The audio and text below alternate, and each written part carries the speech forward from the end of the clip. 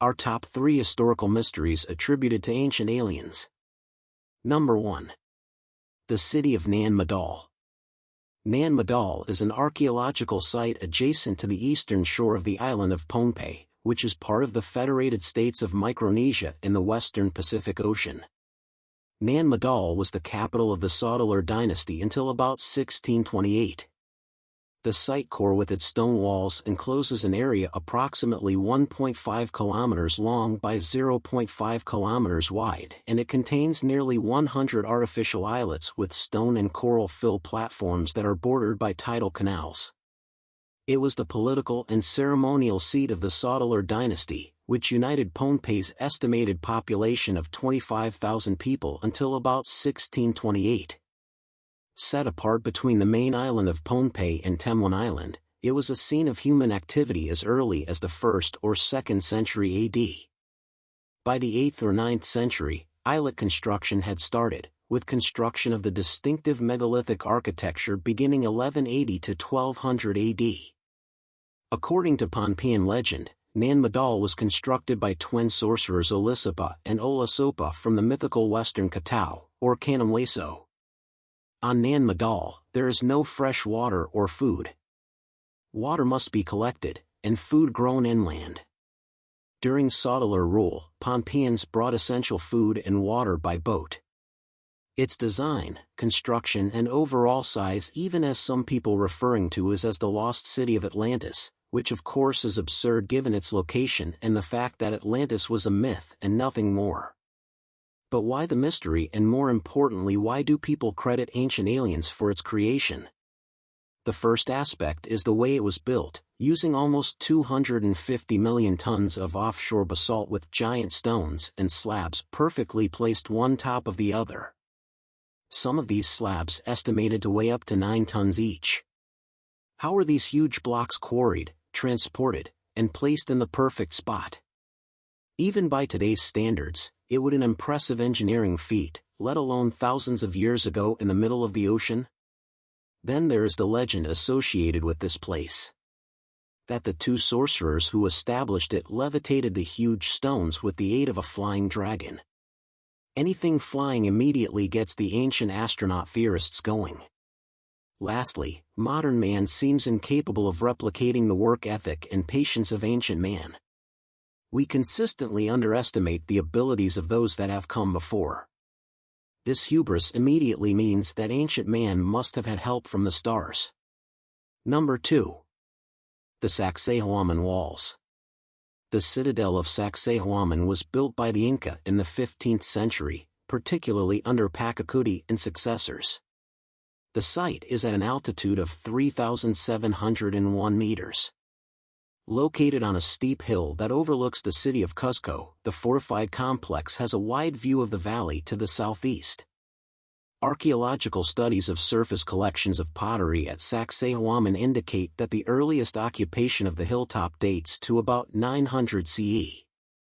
But it was the 3 concentric walls, the average being roughly 360 meters in length and 6 meters in height, made from limestone blocks that weigh about 300 tons each and which were cut perfectly to interlock without the use of mortar, that got everyone's head spinning. Even the Spanish conquistadores, that first outsiders to discover the site, were amazed by its size and the skill of its construction. Pedro Pizarro, the Spanish chronicler, recounted his inspection of the wall, and in the lower part of this wall there were stones so large and thick that it seemed impossible that human hands could have set them in place. They were so close together, and so well fitted, that the point of a pin could not have been inserted in one of the joints. But why the mystery, and again why the aliens? Scientists have tried at a much smaller scale in their efforts to replicate the tight joints on these walls, and they have failed, leading some to speculate that specialized machinery would have been needed, which, given the time, must have come from the stars. The stones used in the construction of the walls were so big and heavy, that even the conquistadors were unable to move them when they repurposed the stone from the site for the rebuilding of Cuzco. So how did the Incans cut and move such large stones, then place them into a wall, where they are perfectly aligned and interlocked? Number 3. Teotihuacan. Teotihuacan, meaning the city of the gods, is a sprawling, ancient city in Mexico that's best known for its pyramidal temples and astronomical alignments. Built more than 2,000 years ago, archaeologists are not certain who built this vast and exciting city, but it's largely believed that the Toltecs were the first to inhabit it. At its zenith, between 1 AD and 500 AD, Teotihuacan was the largest city in the Americas, with a population estimated at 125,000 or more, making it at least the sixth largest city in the world during its epoch. As for its collapse, the city is thought to have begun to decline in the 6th century, with signs of internal unrest suggesting a rebellion in the city. Droughts and climate change in the mid-550s seem to have hastened this decline. The remains of many young people support the idea that climate change-induced famine may have been the main cause of the collapse of the city. Historians believe that over centuries, a mix of cultures including Maya, Zapotec, and Mixtec lived and expanded the city.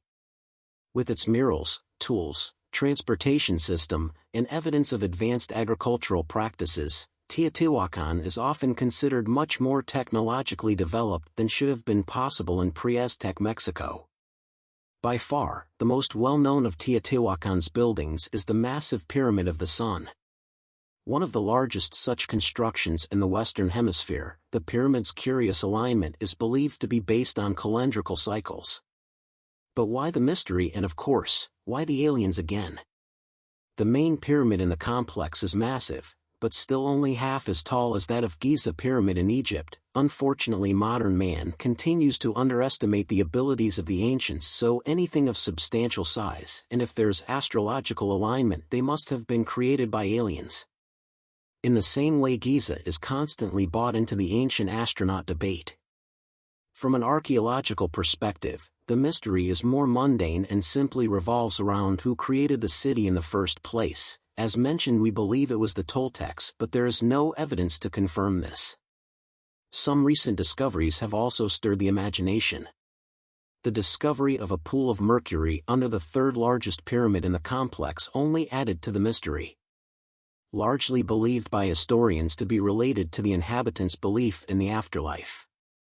They believe that the shimmering, reflective qualities of liquid mercury may have resembled an underworld river, not that different from the river Styx, if only in the concept that it's the entrance to the supernatural world and the entrance to the underworld.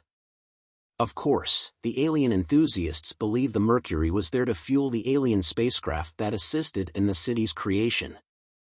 In the same pyramid, researchers also found hundreds of strange yellow orbs littering the floor of one room. It is believed that they were made with clay and covered in fool's gold to give a shimmering appearance. Archaeologists have no idea what they mean but think it could be part of a ritualized offering to the gods. The ancient alien enthusiasts are no doubt in overdrive. In conclusion, Dark Histories believes that all three of these sites were man-made. Modern man cannot fathom the level of dedication and suffering that would have gone into the making of these structures. We have become obsessed with trying to prove that something is impossible, when we have neither the resilience nor patience to accurately understand what is required to make it possible.